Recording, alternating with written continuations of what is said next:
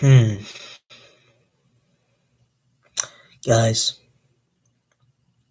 I'm in a good mood right now. Not, to be honest, I didn't feel that way this morning, but look, I moved past it.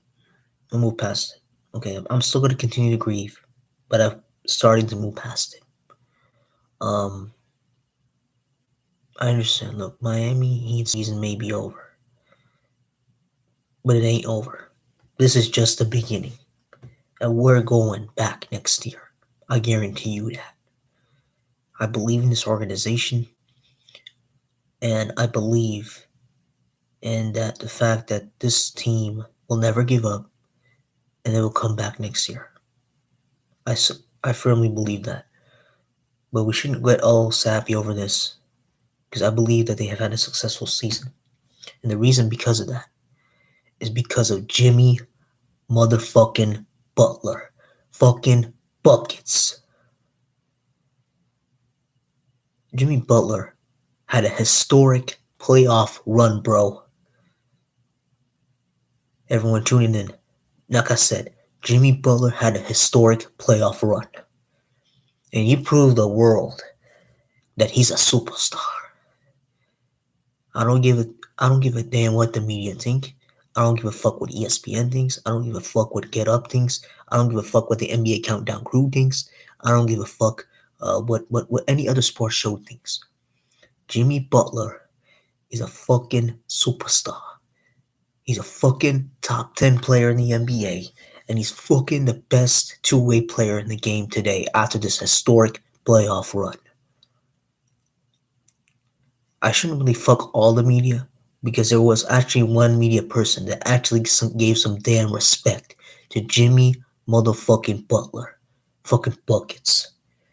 And that's Kendrick Perkins, who does good work for NBA Today on ESPN. I want you to hear what he said about Jimmy fucking Butler. Series is that not to overreact in the regular season. Let's wait till the postseason because Jimmy Butler is a postseason player, and what he reminded us of is that he's a top 10 player in the NBA, and there's no debate about it. I can't name 10 players that's better than Jimmy Butler. When you rise to the occasion and put up the type of numbers and the performances he did throughout these playoffs, you cannot do nothing but tip your hat and notice that he's a top 10 player in the NBA. Ooh! Hell yeah! At least someone gave some respect to Jimmy Butler. At least someone did. Finally. Finally. Thank you, Kendrick Perkins. That's what I've been trying to say. Jimmy Butler's a top 10 player in the NBA. And if anyone doesn't think that, first of all, you should go to a mental health clinic because you're driveling insane. Second, you should be drug tested. Jimmy Butler is a fucking top 10 player in the NBA. He's a fucking superstar. This man led us to the finals 2 years ago. Led us there. Okay? Now, obviously, it was in the bubble. And that probably might be remembered most. But this playoff run in particular, he was amazing. He was amazing. That's what I'm talking about, my dog. I want to recap what he did in these playoffs. I want to recap it, okay? So first round series, Jimmy motherfucking Butler played against the 8th seed Atlanta Hawks and Trae Young and Atlanta Hawks. First of all this notion. First of all, I don't know what's with this hype about Trae Young being Ice Trae. What's with that fuck? Listen, Trae Young's a good player. I'm not saying he sucks. But Ice Trae, in that series, the way our defense was playing against him, he looked like he was ice cold. You know why he was ice cold? Because Jimmy motherfucking Buckets literally bullied him in the paint. And not only did he bully him in the paint, he bullied everyone in Atlanta Hawks in the paint. In game 2 of that series, he had a 45-point spicy wing dinner. I'm not trying to copy Kendrick Perkins because that's what he would usually say, but he had a 45-point spicy Hawk dinner that game against the Atlanta Hawks. He was eating them up. He was carving their ass up. Jimmy motherfucking Butler. 45 points in game 2. In game 4, okay, the Heat were up 2-1. Atlanta won game 3. A lot of people saw, oh, well, can Atlanta tie the series up? First of all, fuck you for saying that. Because Jimmy motherfucking Butler said, nah, the series is over. And I'm going to show you why. He had a 36-point piece. He had a 36-point game. Fucking buckets. Fucking buckets. Okay, let's go to the next series. Second round. Second round, the Miami Heat played the 4th-seeded Philadelphia 76ers. A lot of people said, oh, well, Joel Embiid might be the best player in this series because he's the MVP candidate. That may be so. But Jimmy motherfucking Bucket said, nah, big fella, I'm the best player in this series. I'm gonna fucking show you why. And he showed you why. He showed you why. He had a 40-point game against the Philadelphia 76ers in game 4. Now, it did come in a loss, but he had a 40-point game, bro. He had a 40-point game. And a couple of times, he went right at Joel Embiid. Not only did he go right at Joel Embiid, he literally scored over him a couple of times. Jimmy motherfucking Buckets. In the game 6, Miami was up 3-2, elimination game. If Philly was backs against their walls. And what did Jimmy fucking Butler do? Oh, I'll tell you what he did. He had a 32-point game in that game. 32 points, I think. Yes, 32 points. I'm pretty sure he had 32 points. Yes, 32 points in that game. 32 fucking points to close out the series against the Philadelphia 76ers, a team that he played for. Joel Embiid was his brother. He treated him like a brother against his bro and said to him, I'm just better than you. Jimmy motherfucking Buckets. He told Joel Embiid, get those Sixers out of here. They don't want that action. And then finally, unfortunately, against the Boston fucking Celtics, that fucking fan base that's just overrated. First of all, Jimmy fucking Butler. A lot of people thought Jason Tatum's the best player in this series. And you know what? Boston did win this series, and Jason Tatum came out on top. But I don't give a fucking care. Jimmy motherfucking Butler said, you know what? I'm kind of better than Jason Tatum. He actually, in some of those games, outplayed Jason Tatum. In fact, a perfect example of that was in Game 1. Game 1, he had a 41-point piece against Jason Tatum and the Boston Celtics. In fact, he actually blocked his shot. He blocked his shot and told Jason Tatum, hey, bro, you're not a superstar in this game.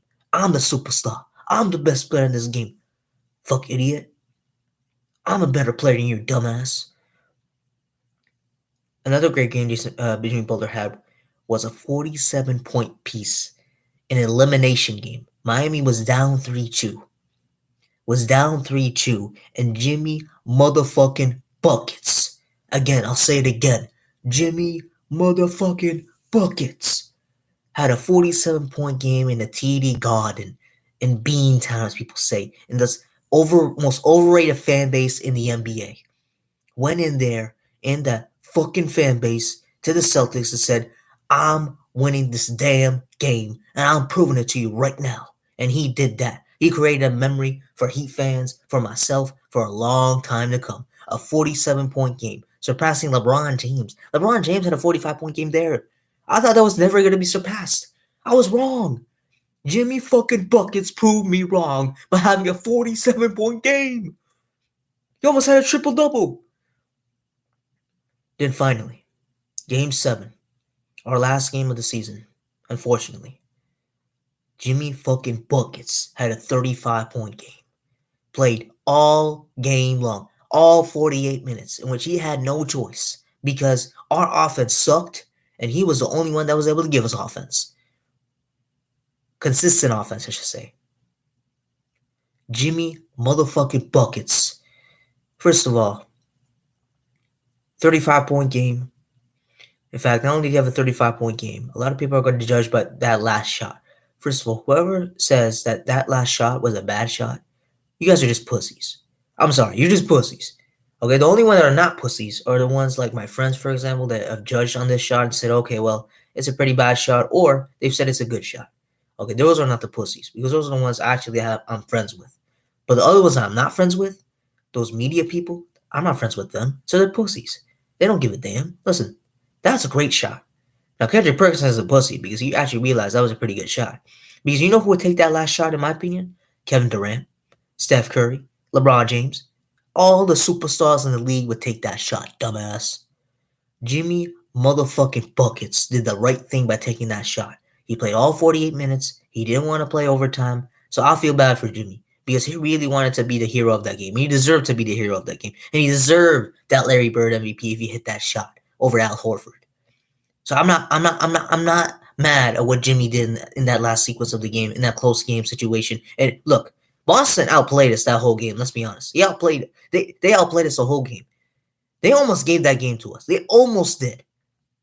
But Jimmy motherfucking Butler did the right thing by taking that three. That's all I gotta say with Jimmy motherfucking Buckets because this man proved to us. First of all, he had 4 40-point games. He had like 8 30-point games. I mean, that's crazy. Setting records in terms of scoring all over the board.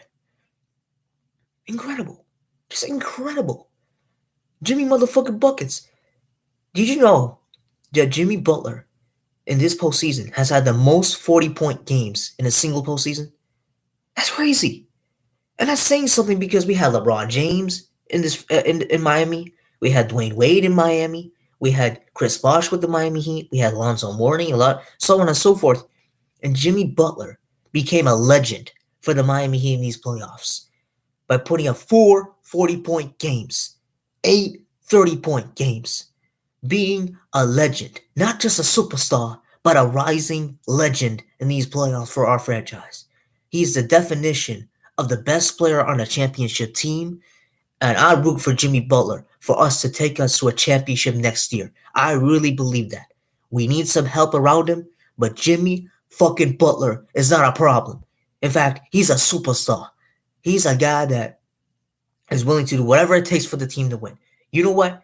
I bet he's so unselfish that he'll let other guys get 40. But Jimmy motherfucking Buckets, oh, he's that dude. He's that dude. Not only is he that dude, he's a legend. He's a superstar. He's a top 10 player in the game. He's a you know what? He's the best two-way player in the game. I don't give a shit about Kawhi Leonard. I don't give a shit about what's the other two-way player name? Jason Tatum. I don't give a shit about him. The real best two-way player in the game is Jimmy motherfucking Buckets. Give him some damn respect. Okay?